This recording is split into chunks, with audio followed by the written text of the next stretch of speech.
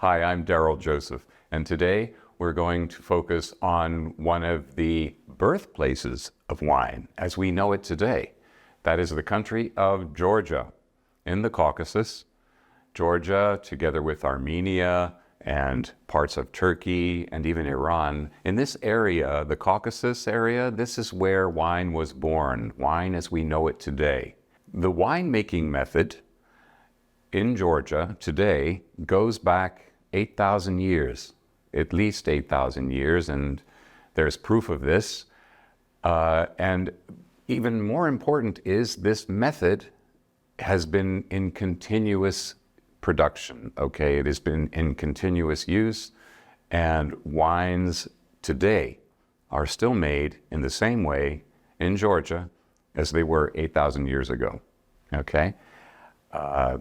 It's very important to see. Now, first of all, let's look at the map.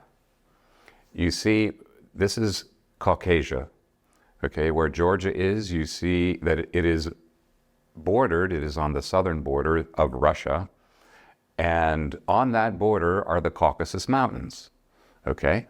And neighboring countries are Azerbaijan, Armenia, and also Turkey.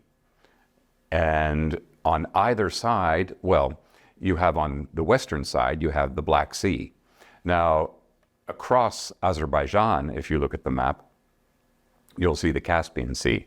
So it's this little area there, this little area south of Russia, bordered by the two seas. And then on the southern borders are Turkey and Iran of that whole area. But Georgia itself is bordered by Azerbaijan, Armenia, and Turkey, and the Black Sea. Now, it's very important to know this country, there are only less than 4 million people living there, but it is so important. It has its own language, it has its own alphabet, it has its own church, and its own religion. And it's, again, one of the birthplaces of wine as we know it. Now, as I said, it goes back about 8,000 years. Many artifacts have been found there, including pips of grapes. And it's shown, I mean, there's been a lot of testing done, and it's shown definitely that wine was produced there, okay, going back all those thousands of years ago. And this process has been, as I said to you before, has been continuous. You have it now. And what the beautiful thing is, in the last couple of decades, there's been a huge revival of this natural, quote unquote, natural winemaking, amber wines, orange wines, if you will, the long maceration wines, okay? And it has become very, very popular. And Georgia has had an incredible revival in terms of its winemaking culture. When I say revival, I mean in the public eye, okay? Now, one important thing to mention is Georgia was very, very important during the era of the Soviet Union, okay? The communist run Soviet Union, all right, throughout the 20th century. And it was a main producer of wine, and many of its wines and grapes were used for the entire Soviet Union and all throughout Russia. And very, very important.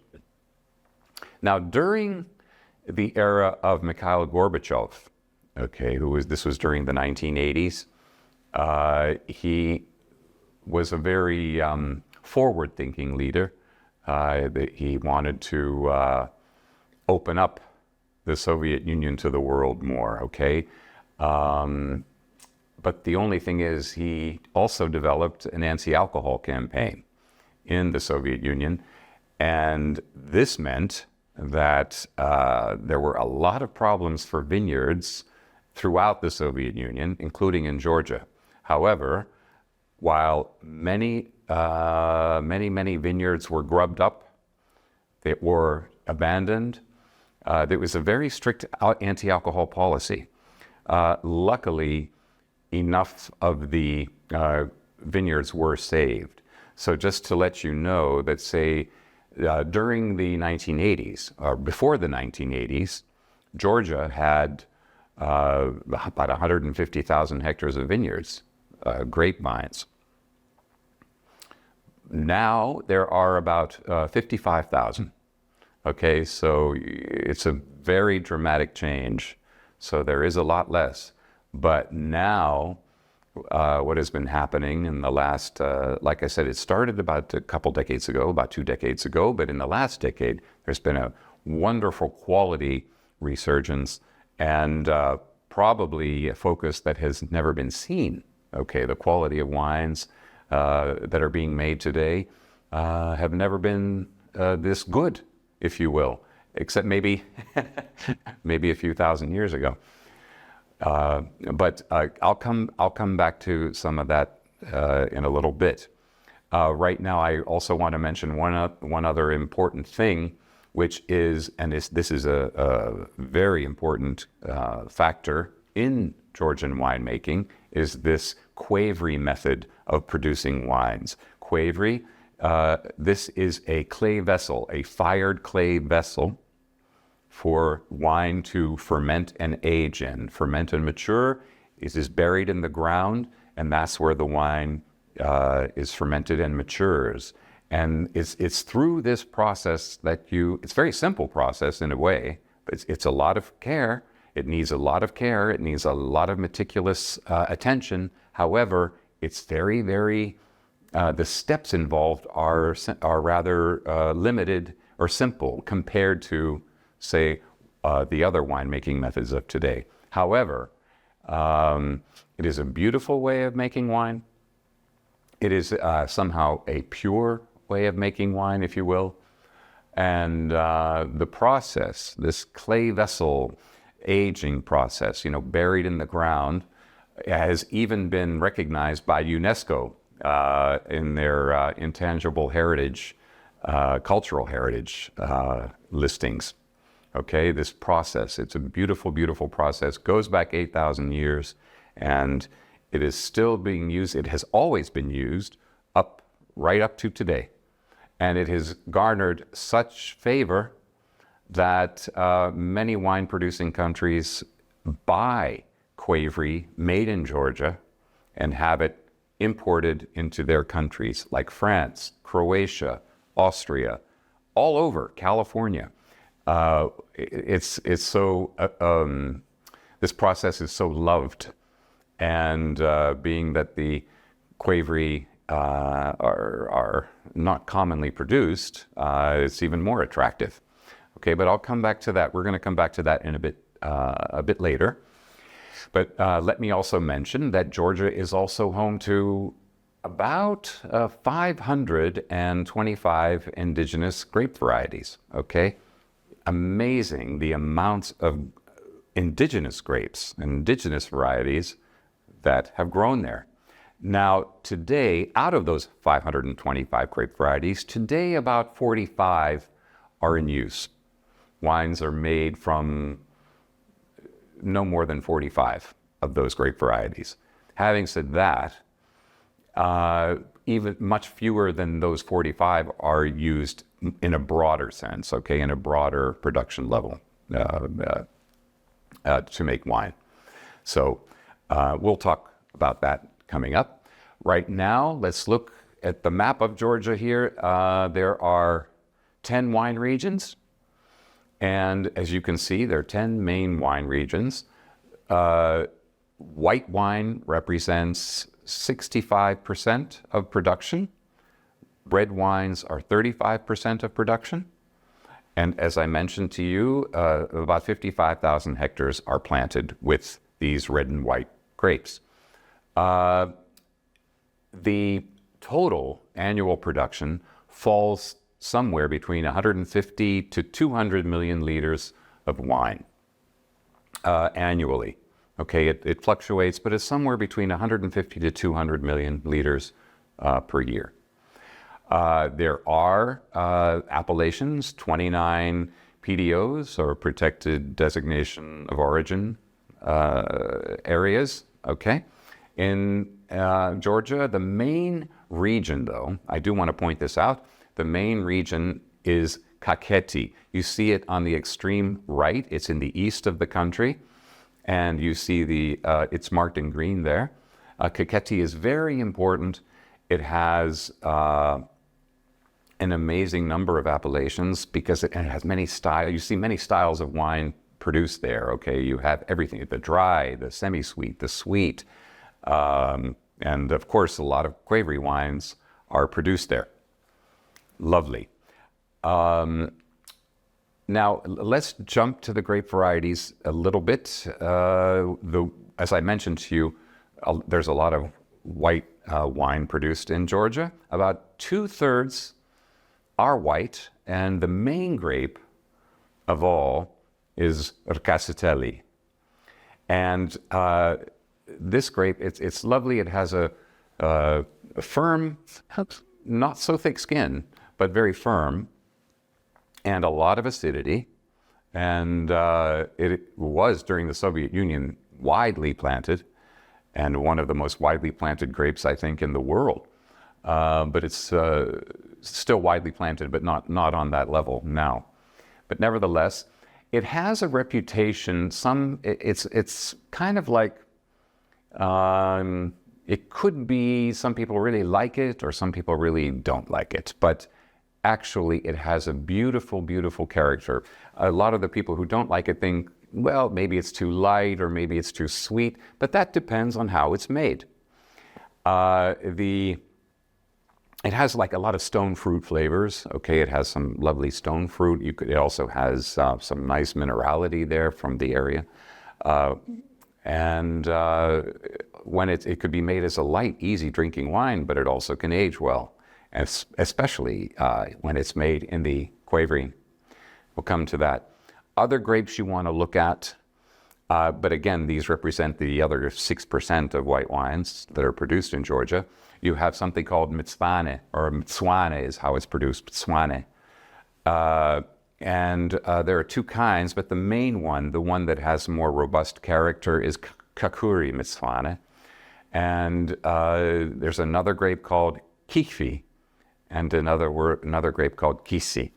And there are many kinds of white varieties, but these, you get a good view of Georgia with these 4 grape varieties. Like I say, there are many more. These make lovely dry wines, and they make lovely amber wines, the amber wines coming from the Kvevri. Okay, we'll talk more about that. And I just want to also point out red wines. And the number 1 red grape is Saperavi. And Saperavi, again, in its native Georgia, is a beautiful, beautiful indigenous grape. It is now grown in several other countries in the region, of course, like Russia, around you. You'll see some in Armenia and further afield. But right now there are around 4,700 hectares in Georgia.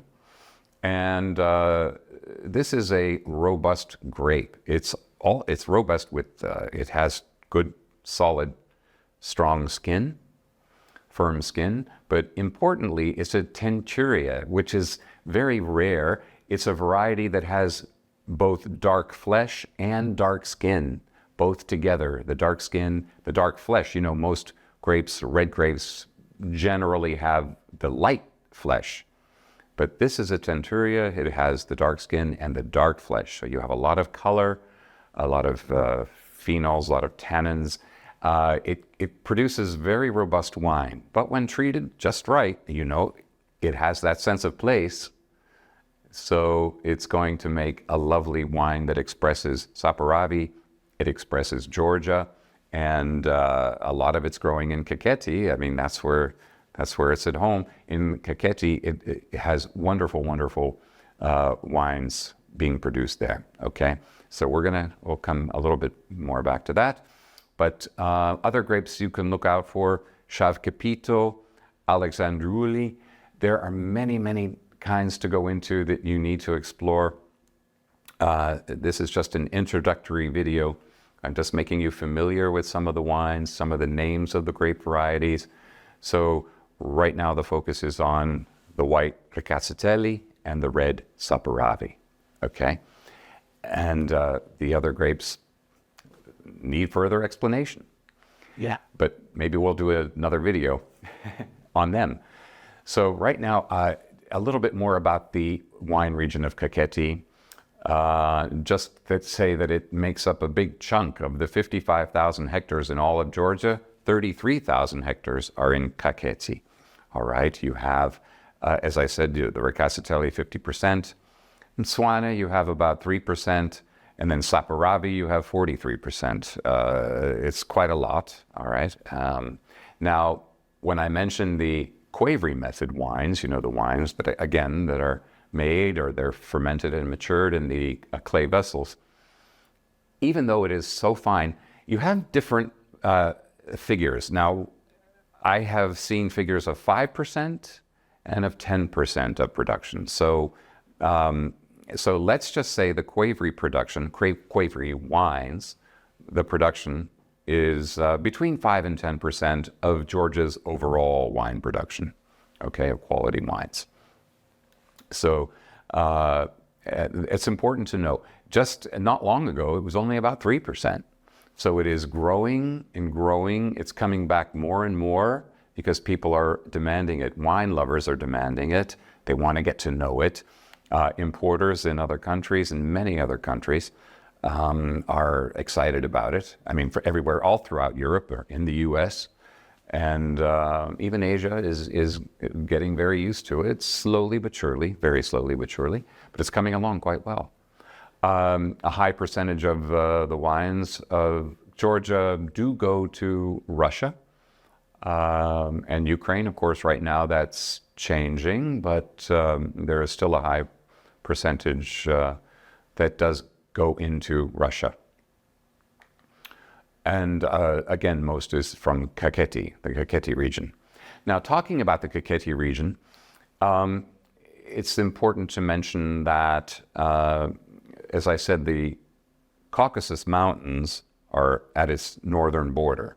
If we go back and look, you can see here, the map you're looking at, the northern border is, those are the Caucasus Mountains, okay?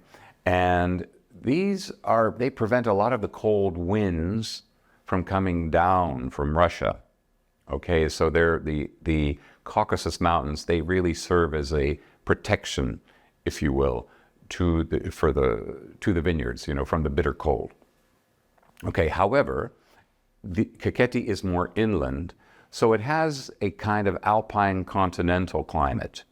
Okay, so you have very hot summers, you have cold winters. The summers, the temperatures really go up to 40 degrees, like in many areas around the Caucasus. And however, and this is a side point, I don't mean to switch too much, but just to know that this is in eastern Georgia. In western Georgia, where you have some vineyards, of course, but it's a different climate altogether, okay? Because the areas are going right near the Black Sea. So these areas, these regions near the Black Sea are more subtropical. Okay, it's a more mild climate. But over here in Kakheti, again, by far the main wine region of Georgia, it has more of a continental alpine climate, okay? And the soils, you have 14 rivers going through the region, so you can imagine there are a lot of alluvial soils, a lot of river deposits, there's sand, you have high iron content, reddish, terra rosa style soils. You have calcareous, loam and clay, and volcanic tufa. And very, very interesting. There are so many site-specific areas within Kakheti and the appellations. As I said, 20 of 29 appellations, or the PDOs, protected designation of origins, are in Kakheti, okay? So here's a shot of Kakheti, giving you an idea of the vineyards. There's a view. Here's another one, very high up. You're basically in the foothills of the Caucasus Mountains here. Beautiful, beautiful, cool evening air, a lot of cool evening air, hot summer temperatures, but the temperature change is quite different between day and night, okay? There's a really good change of temperature between day and night. Now I want to talk about Kvevri wines because this is the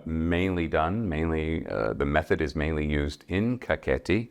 But having said that, I do want to also point out the process does take place in other parts of the country. Now in the West, where winemaking is not necessarily as vast, obviously, it's called churi. Okay, the Kvevri vessels in the West are called churi, and but it doesn't get the recognition because Kvevri is the word used in Kakheti and eastern Georgia. Not only Kakheti, but throughout eastern Georgia, and it is. From that word, it was recognized, the whole process is recognized by UNESCO in the cultural heritage list. It's known by the word Kvevri because Kvevri has become the most commonly used word for this production since it is so widespread in Kakheti and in all of eastern Georgia. Okay, so let's just talk about the process. All right, so first, you have your grapes, all right, and you have this vessel, this fired clay vessel, which is put into the ground, okay, open. So the grapes, with their stems, their stalks, and their pips, and everything is, the grapes are a little bit crushed with the feet, and everything is thrown in. That's the basic sense. Now, they're thrown into the vessel, and everything with the juice and everything is set in there. Okay, then you have a fermentation period of a couple of weeks, and you have to stir. I mean, the cap has to be stirred at least 2 to 4 times a day. And then after the fermentation has been finished, the tops of the Kvevri are sealed and covered. Okay, they're hermetically sealed and then covered with earth or stone, or these days it could also be wood or glass. The point is that it's sealed, and that's where the maceration and aging takes place. Okay, the maceration of the grape, of the juice is all the grape skins, everything. The grape skins and the pips then fall to the bottom of the Kvevri, and you have this long exposure to the skins. This is where you get the natural or long maceration. With white wines, you would call it orange wines, or in Georgia, you call it amber. You never say orange. They do not call these long maceration white wines orange because of the color is going to be orange from the soaking on the skins for so long. But you're going to have what they call amber because it fits the color. Now, and finally, when it's ready, the young wine is removed. You have all the lees and everything is on the bottom, but the juice is clear, but it's racked into another Kvevri, or these days into a barrel or to a tank or what you will, okay? That's the general process. Now, let me show you some photos. Now, we have a Kvevri wine. You see, they call it dry amber wine, made in the Kvevri, and it's unfiltered. Most of the wines are unfiltered, and usually natural yeasts are used. Okay, it's most producers like to use natural yeasts, not selected yeasts, and that's why it's considered a natural process. That's part of that. There's unfiltering going on. So this one, as you see here on your screen, this is Kakheti, and a very, very good grape for amber wine. It brings out a lot of those fruit and tea flavors and more. But going on, this is a picture. I just want to show you a picture of the Kvevri. Okay, this is what they look like. Now, they come in different sizes. Okay, you can have them 400 liters up to 2,000 and more. Big, huge fired clay vessels. And now here you see some very big ones. Now, this photo is from a producer there in Georgia. There are only a few producers of Kvevri in Georgia. I mean, literally less than a handful these days. And it is a long process by the time it takes to actually make the clay, the clay process, and then shape, and then letting it dry, and then firing it, and letting it settle. It's a long time, and you can go to a year or more. And the demand has become so high that these producers are backlogged.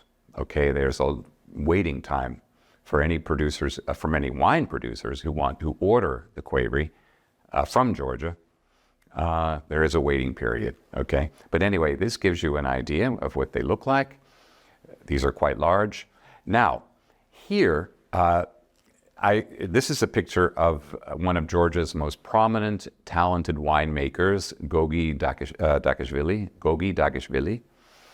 And he has his own winery. He also is a winemaker for the Schuchmann winery there in Kakheti. Schuchmann is a German-owned winery.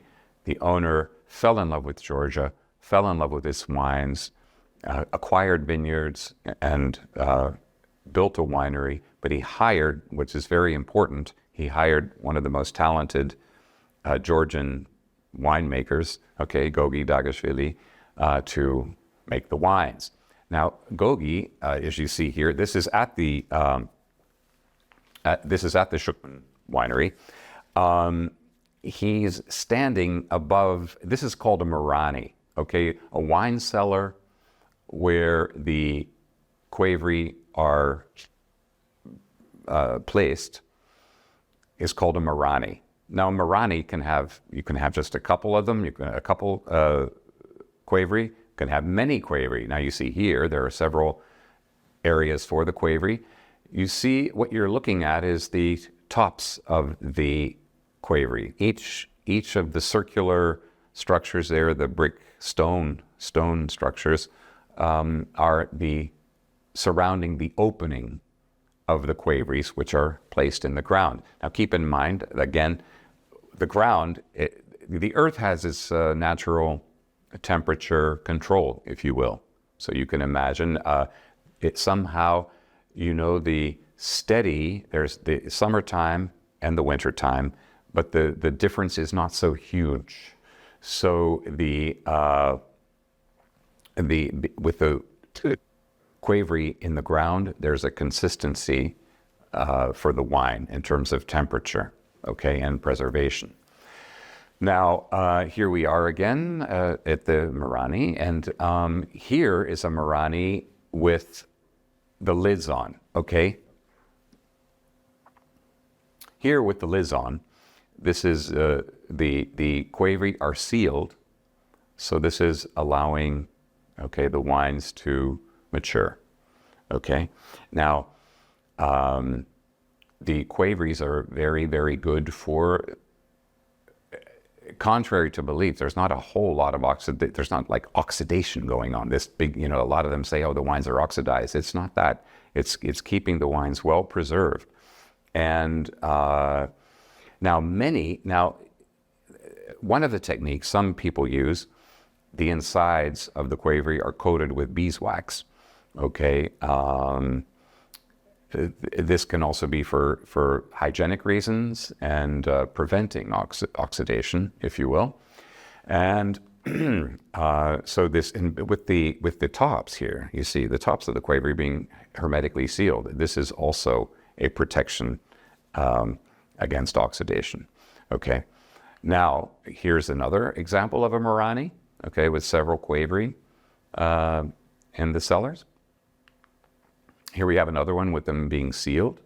Now, many in traditional wineries, many of them cover the tops with the earth or with stone, gravel, like what you see here when they're, or even going back here, these have wooden seals, but on top of that, many traditional ways of doing it, let's say in smaller family wineries, if you will, they'll cover the tops, so that circular area will be filled up with like gravel or stone or even earth and stone to seal even further.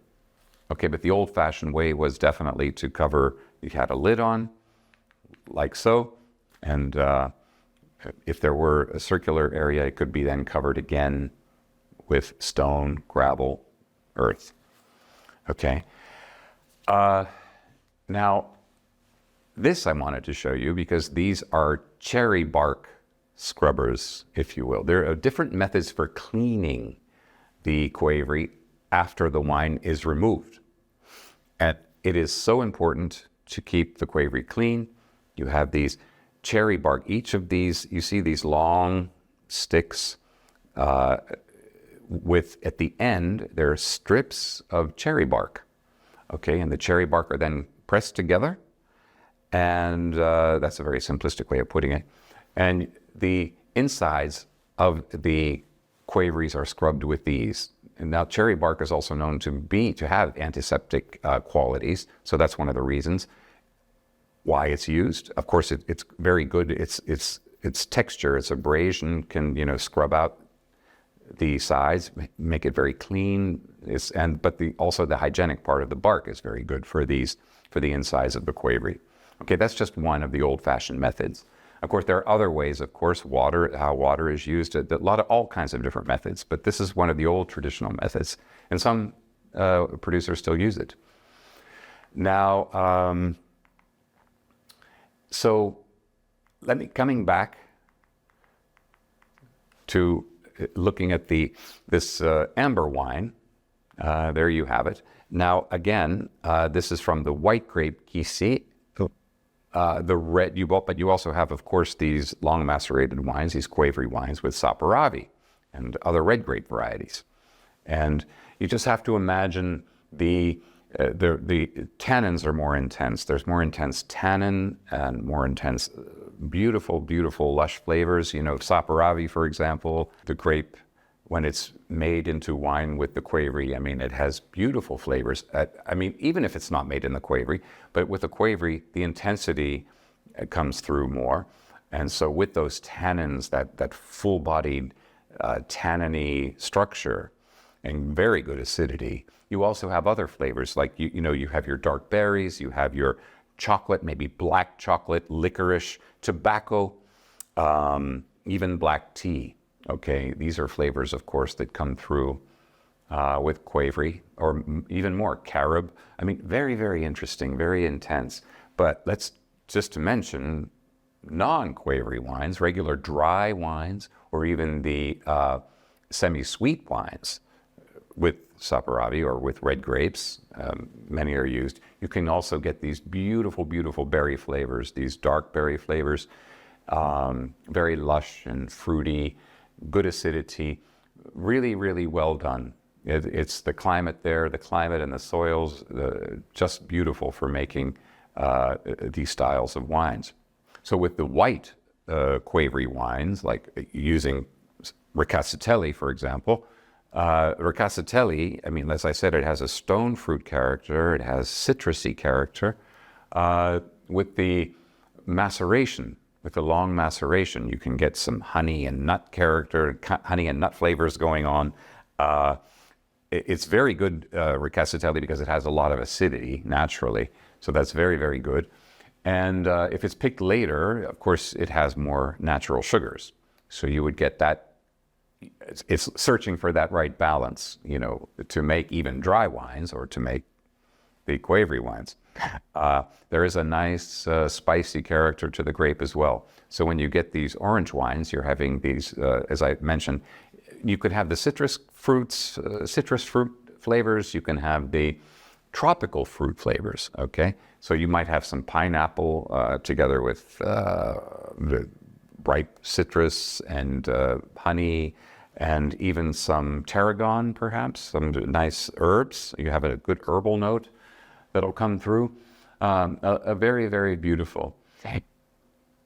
Having, when I generally describe the grape varieties, it can be very, very only general, because what you will find is when these wines are matured, whether they're dry or in Kvevri, there is going to be a certain kind of intensity or expression that can vary. I mean, I gave you very general descriptions that point to the grape's character, but of course a lot depends, as you know, on the soils that the grapevines are growing in, the winemaker, the care he pays to the grapes and to the winemaking process. And this is especially true with the Kvevri wines, even though the process, as I said before, is not necessarily complicated, but it demands meticulous care, meticulous and very attentive, time-focused. It just has to be right. Now, you can say that about all wines, but with the Kvevri wines, you're dealing with extended length. You're dealing with, well, if you're not using selected yeast, if you're relying on natural yeasts, then of course there are some risks involved. But the Kvevri, because of the hygienic character, this is number one, with the care of the Kvevri, keeping them really, really clean, then the wines will come out, hopefully, in that beautiful, beautiful way that has made them so popular. When I say so popular, and that is a dangerous word, isn't it? Because when I say popular, I mean amongst wine lovers, wine aficionados, the wine curious. Kvevri wines are beautiful. I discovered them. I first started drinking them, well, let's say I started drinking natural amber wines around 2005. And I first discovered them in Slovenia, okay, here in Central Europe. However, I finally went to Georgia in 2008, and I actually had to write nearly an entire supplement publication for a trade publication in London, in England, UK, called Harper's Wine and Spirit. And they did a special supplement on Georgia, and I wrote like 90% of it. So I got to spend some good time in Georgia, particularly Kakheti, also another region there called Kakheti, which is nearby. And it was amazing, I tell you. And at that time, the Georgians, the producers, were realizing, hey, we've really got this good thing. These Kvevri wines, we've got to improve a little bit more. There was more attention coming from abroad. And then basically, over the decades, say after, into like the 2000, say like between 10 and 20, I mean, the change was tremendous. I've been back a number of times, and even from 2008 to 2015, it was incredible, the producers that had appeared or were becoming so interested in fine-tuning what they were doing, and really making the Kvevri wines to a level that is astounding, okay, really. And so now, as the percentage of wines, of Kvevri wines, as I said to you before, it's somewhere between 5 and 10% of all of Georgia's production, but that is definitely an increase of, say, 10 years ago when it was just 3%. So this is just a brief look, a glimpse, I promise you, just a glimpse of Georgia. And I encourage you to try Georgian wine if you haven't already. Definitely try Georgian wine. Just the regular dry wines, either tank fermented, tank matured, or even barrel fermented, barrel matured, but also the Kvevri wines. I mean, this is a characteristic that is unique, and it comes from, well, the motherland, if you will. Okay, it is the birthplace, one of the birthplaces, Georgia, of wine, and it is within that history, within that 8,000-year history. It is a very, very distinctive, beautiful thing, if I could put it that way. It is a beautiful product, wine, and the method itself is lovely, and it captures the imagination. It almost seems mystic, if you will, but it's not mystic. It is actually a winemaking process that makes the wine beautiful, delicious, and worth exploring. Thanks very much for listening. I hope you appreciated this little glimpse of Georgian wine, but we'll try to see to it that much more intensive views will be taken here on video. Okay, so thank you very much for joining me, and we'll see you next time.